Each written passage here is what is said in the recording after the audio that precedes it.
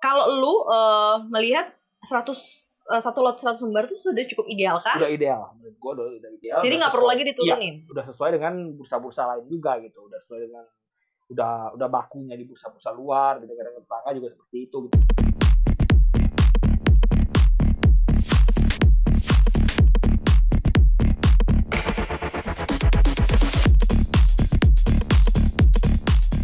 Halo Sobat Cuan, selamat datang di Paham. Makin paham makin Cuan. pastinya ya. Bareng gue, Maria Katarina dan juga Gue Ciputra Teori CNBC Indonesia.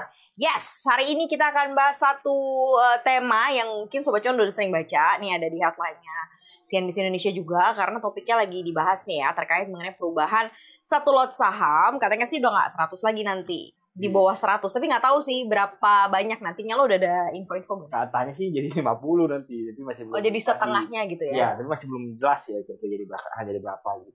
Nah, kita sebenarnya pernah juga waktu itu kan yang ngecilin satu lot saham, karena sebelumnya kan satu lot itu 500 lembar. Jadi lo harus punya kocek budget yang lumayan lah untuk beli satu lot saham kan. Kalau misalnya harganya 1.000 ya kali aja 500 lembar, ya duit lo minimal akan segitu gitu. Tapi begitu dikurangin jadi 100, investornya makin hype, makin senang gitu kan, karena satu lot jadi 100 lembar, budget yang dikeluarin juga gak gitu gede, ya tergantung harga sahamnya. Nah sekarang tujuannya dikecilin lagi akan seperti apa nih, Put? Artinya yang mau jadi goalnya bursa nih yang lo mungkin riset atau lihat? Ya tentunya biar partisipasi investor retail naik ya, salah satunya itu ya pastinya. Satu, lalu nantinya ke depannya juga akan supaya frekuensi transaksi naik nantinya nanti kan. Frekuensi transaksi pasti naik kalau misalnya mau dikecilin ya. Jadi kayak energi lah supaya transaksi ke depannya bisa naik lagi nilai transaksi ujung-ujungnya gitu. Tapi sebenarnya ngomong-ngomong kayak gini sebenarnya agak nggak tahu juga seperti itu. Supaya gampangnya lah kita ngomong. Sekarang kan nanti misalnya diturun ke 50 lot, artinya misalnya lu beli saham setengah, satu lotnya setengah dari nilai sekarang. Ya. Pertanyaannya yang emang tadinya nggak bisa beli sama sekali jadinya bisa gitu kan. Ya, harusnya orang yang tadinya nggak bisa beli gitu ya. Contohnya katakan BCA sekarang kan kebeli kali Put, ya misalnya 800.000 berarti kan. Orang yang tadinya mau beli BCA 800.000 jual 400.000. Pertanyaannya pertanyaan itu bukan emang ada catering untuk orang-orang seperti itu, emang ada tapi mungkin kecil banget gitu sebenarnya. Jadi sebenarnya ya untuk naikin transaksi aja gitu. Jadi nanti setelah naikin jumlah investor juga bisa kan? Ya itu sebagai tadi gue bilang naikin jumlah investor, tapi emang ada orang yang tadinya mau beli, misalnya gue mau beli BCA nih tapi uang gue cuma 400.000 gitu. Sedikit orang-orang seperti itu gitu maksud gue. Oh, berarti lo maksudnya menilai bahwa sebenarnya memotong satuan lot is not a solution juga ya kalau misalnya untuk naikin minat beli orang ya. Mungkin kalau ada cara lain mungkin yang bisa kita ambil mungkin dari luar gitu. Kalau dari luar kayak gimana? Jadi gue bahas yang di luar, gue coba bahas di dalam dulu ya. Itu tuh ya ini kita gue bilang misalnya jadi kayak gitu, nanti kesannya lu ketika memang udah dibenerin diturunin ya psikologis market berubah. Lu bayangin tadinya lu kenapa berubah? Ya lu contohnya paling gampang aja, kalau lu mau bisa ada market maker atau apa yang kalian beli lot, biayanya lebih murah. Tadinya lu lihat 1 juta lot getar, sekarang 1 juta lot nanti setelah di sekarang satu lotnya cuma 50 taruhlah gitu ya. 50 ya udah sebenarnya gila banyak banget 1 juta lot, padahal kagak gitu, karena masih terbiasa dengan lot lama gitu. Jadi ya pasti ada shifting perubahan psikologi. Gue gak nyangka sebenarnya side effect-nya akan sedalam itu loh. Artinya lo sampai mikir bahwa nanti akan ada budget market maker yang akan jauh lebih sedikit. Karena gue cuma mikirnya kayak menambah jumlah banyak satuan lotnya aja. Kalau gue ya dari sisi awamnya ya. Misalnya lo punya 10 ya jadi 20 gitu kan. Karena yang tadinya 100 lembar jadi 50 lembar kan masing-masing. Jadi kayak satuan lot lo kan jadi tambah banyak aja. Jadi sebenarnya kalau lu mau lihat mau efeknya ya tanda kecilnya itu ya kalau yang terjadi ketika saham stock split, split 1:2 ya. Ini kurang lebih stock split 1:2 kan. Ya pasti frekuensi naik, transaksi partisipasi investor retail naik, tapi ya nggak banyak juga gitu, nggak banding misalnya di splitnya sampai 10 gitu. Kayak contohnya BCA lah, retailnya pasti naik di BCA. Kenapa? Karena splitnya gede gitu, tadinya harganya mahal sekarang udah affordable. Sedangkan kalau selalu split cuma setengah kayak gini 150 ya, partisipasi retail ya gitu-gitu aja gitu ya. gitu-gitu aja artinya ya karena lo tadi masih menyaksikan ya, ada nggak sih yang tadinya mau beli langsung ada section yang tadinya mau beli tapi kurang uang gara-gara terlalu sedikit ya, ada tapi sedikit pasti gitu. Tapi kan kalau misalnya otoritas ini berpikir atau ingin melakukan perubahan jumlah lot ini kan pasti pemikirannya pasti matang kan. Kalau kita throwback dahulu ketika satu lot itu 500 lembar terus diubah jadi 100 lembar per satu lot itu kan lumayan besar juga antusiasmenya waktu itu. Perbedaannya 500 dulu gede gitu. 500 dulu gede. Kok bayangin kalau 500 lo beli dulu BCA bisa katakan 10.000, 20.000 di tahun itu ya modalnya gede 10 juta gitu ngomongnya. Nah, kosalnya lu sekarang kan memang udah affordable gitu. Jadi ketika lu split lagi ya sebenarnya naikin frekuensi naik nanti ujung-ujungnya ya running trade makin penuh, nanti bisa jadi lagging.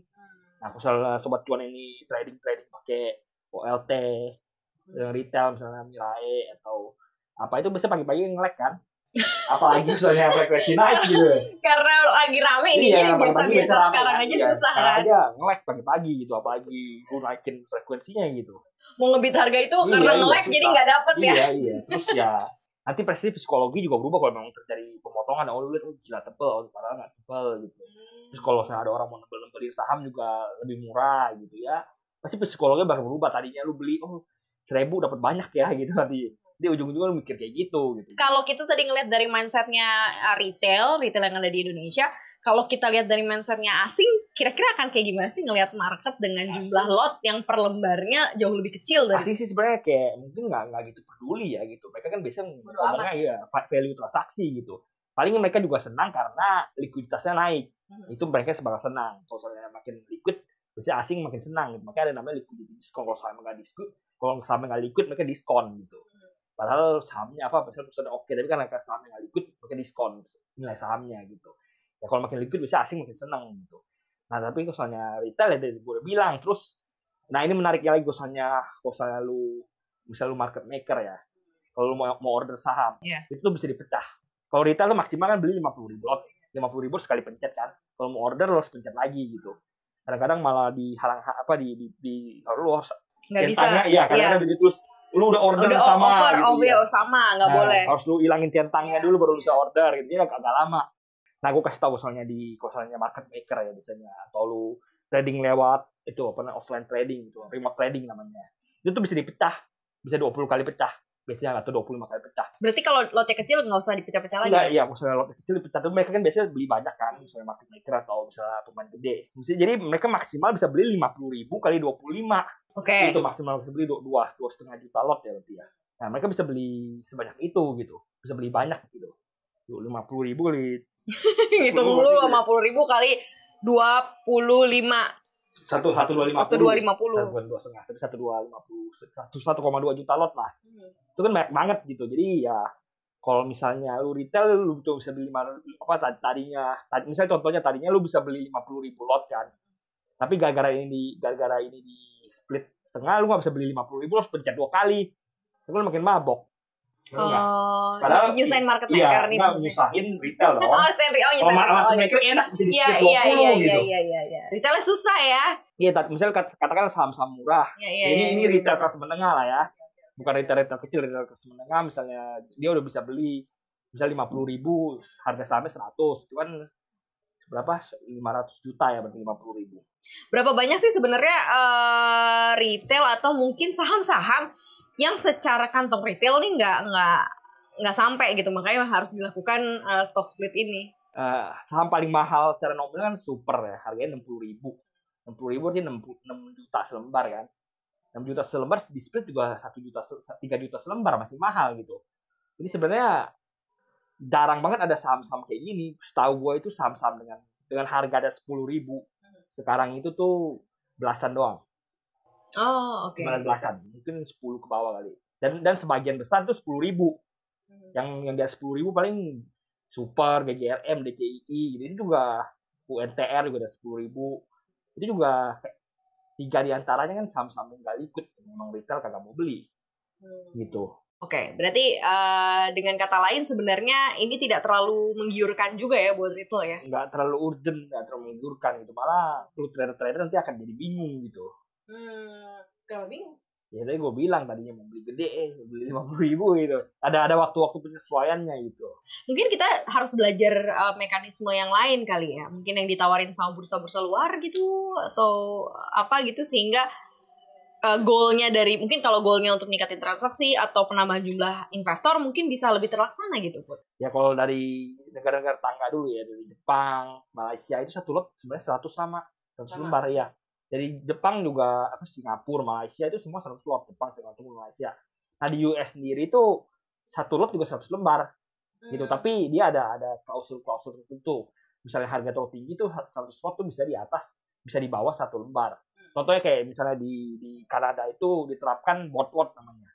Jadi per fraksi harga. Misalnya fraksi harganya kalau gue nggak salah tuh di atas $1 itu 100, 0,99 sampai 0,1 itu 500.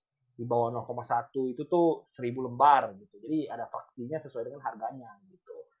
Tapi menariknya kalau lu ngomong di bursa luar negeri yang udah advance, udah maju, Eropa, Amerika itu mereka tuh bisa beli, sistemnya bisa beli bisa beli per lembar malah bukan per lot lagi. Bahkan mereka bisa beli di bawah 1 lembar. Contohnya lu kayak punya, emas ya. Iya, jadi contohnya lu punya uang $5 mau beli saham Apple. Ya lu beli aja $5. Jadi lu nanti punya 0,000 saham Apple gitu. Nah, mereka tuh biasanya udah pakai CFD, contract for difference atau apa namanya fasilitas lain gitu. Jadi ya udah lebih advance. Jadi kalau mau ngomong retail mau beli saham ya beli berapa aja bisa mereka gitu. Kalau disamain deh Indonesia mungkin jangan sama bursa yang advance, mungkin bursa yang sama lah gitu. Dengan Indonesia gitu kira-kira. Ya, kalau dengan bursa sama tadi gue bilang di Malaysia itu 100 lot juga gitu. 100 satu lot per satu saham gitu. Jadi emang udah idealnya. Ini kan cuma ngomong baku doang ya. Kayak di US itu kan bakunya satu lot 100 lembar gitu. Bakunya segitu. Kalau ngomong satu lot gitu. Tapi kan mereka bisa pakai CFD untuk beli di bawah 1 lembar gitu. Tapi dari ngomongin bakunya emang biasanya di seluruh dunia itu 1 lot 100 lembar gitu. Sebenarnya ini bisa membuat investor retail bahagia apa enggak sih? Misalnya bahagia dalam pengertian tuh adalah ya lo akhirnya bisa lebih punya jumlah lot yang lebih besar dan apa namanya, jadi lo bisa beli misalnya kan harusnya beli 100 lembar nih, sekarang gue bisa beli 50 lembar doang, gue satu lot, jadi gue bisa punya banyak saham gitu. Ya salah satunya ya tadi gue bilang apa namanya section retail terlalu kecil untuk beli ini sebenarnya ada tapi terlalu sedikit gitu untuk catering mereka dibandingkan dengan lu harus apa namanya psikologis trading berubah untuk berapa lama, bahkan mungkin setelah berubah selama beberapa periode akan turun dulu kan untuk menyesuaikan pedas dulu kan. Jadi ada masalah kayak gitu seperti itu. Kalau mau retail senang lot yang gede juga menarik sih ya, kalau lihat punya saham lot yang gede kan senang gitu. Tapi ya sebenarnya nominalnya sama aja. Dan kalau misalnya lu lihat di saham biasanya di sini sebelah sini lot, sebelah sini shares-nya kan. Ya shares-nya bakal sama walaupun lotnya berubah kan. Sama-sama aja ya, gitu sebenarnya. Sama-sama aja gitu. Tapi kan ini memang yang lagi diwacanakan ya, memang belum ketok palu ya. Berapa sih satu lotnya ini? Diturunin ke berapa aja kita nggak tahu gitu. Belum ada rencana ke berapa. Kalau lu melihat satu lot 100 lembar itu sudah cukup ideal kah? Sudah ideal, menurut gue udah ideal. Jadi nggak perlu lagi diturunin? Iya, udah sesuai dengan bursa-bursa lain juga gitu. Udah sesuai dengan udah bakunya di bursa-bursa luar, di negara tetangga juga seperti itu gitu.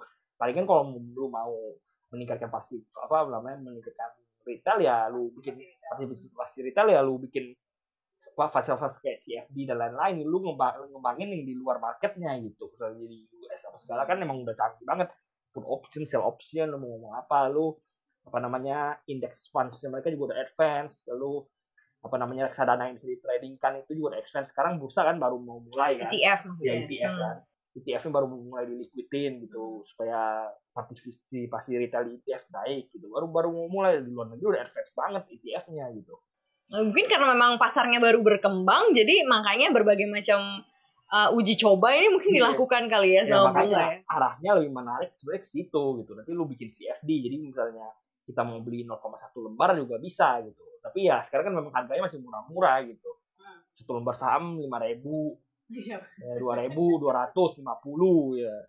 Bikin gitu juga nggak guna sebenarnya masih. Tapi kedepannya ketika udah mulai advance ya arahnya mungkin ke situ. Nah, kalau sekarang ini lo boleh memberikan saran nih kepada otoritas gitu ya, untuk semakin lebih rame bursanya, kemudian juga tingkat partisipasinya juga lebih tinggi. Apa yang harus mulai diperbaiki?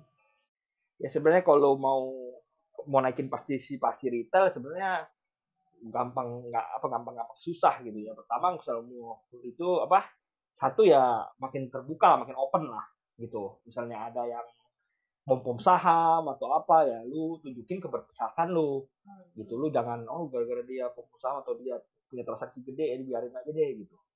Ya lu keberpihakan lah gitu. Netral, jangan belain salah satu gitu. Jangan belain yang gede, jangan belain yang kecil gitu. Netral lah gitu. Jangan belain yang gede, jangan belain yang kecil gitu ya. Kan kalau regulator kan jadi polisi, sebenarnya polisi nggak boleh, harus netral gitu, nggak boleh kita bantai salah satu, belain salah satu gitu. Oke, berarti ya mau seperti apapun end up-nya ujung dari satu lot ini mau berapa gitu ya, tetapi dari versinya Triputra, versinya paham juga sih bahwa satu lot sama dengan 100 lembar sudah cukup ideal, plus juga sebenarnya transaksi kita juga perlu banget didongkrak nggak sih sebenarnya? Transaksi itu memang harus terus naik supaya liquid, supaya saham liquid gitu. Jadi ya kalau mau transaksi perlu dongkrak terus ya harus dongkrak terus. Harus dongkrak terus. Iya. Tapi nggak semata-mata untuk mecah lot itu Iya. sebenarnya. Semata-mata lu pecah-pecahin terus biar transaksi naik gitu. Itu juga. Masih banyak cara sebenarnya ya untuk bisa mencapai goal itu ya, karena kan kalau transaksi naik pasti menarik lah buat asing juga ngeliatnya marketnya liquid, marketnya yang beli banyak gitu loh dalam tanda kutip gitu kan, maksudnya yang datang tuh banyak, jadi pasti laku lah jualan di situ, kurang lebih sih kayak gitu Sobat Cuan.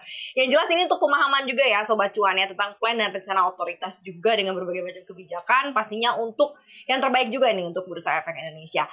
Segitu aja ya Put ya, segitu aja obrolan paham hari ini. Terima kasih udah dengerin kita berdua. Jangan lupa untuk follow selalu Instagram kita, tapi sebenarnya dengerin kita juga ya di podcast Cuap-Cuap Cuan di Apple, kemudian di Apple, Google Podcast, kemudian di Anchor dan juga Spotify. Jangan lupa follow akun Instagram kita juga di @cuap_cuan dan subscribe YouTube channel kita juga di Cuap-Cuap Cuan ya, like, share, dan komen sebanyak-banyaknya. Dan kita juga tayang, jangan lupa di CNBC Indonesia TV. Thank you banget Sobat Cuan, sampai jumpa, sehat terus. Maria pamit. Bye-bye. Bye-bye.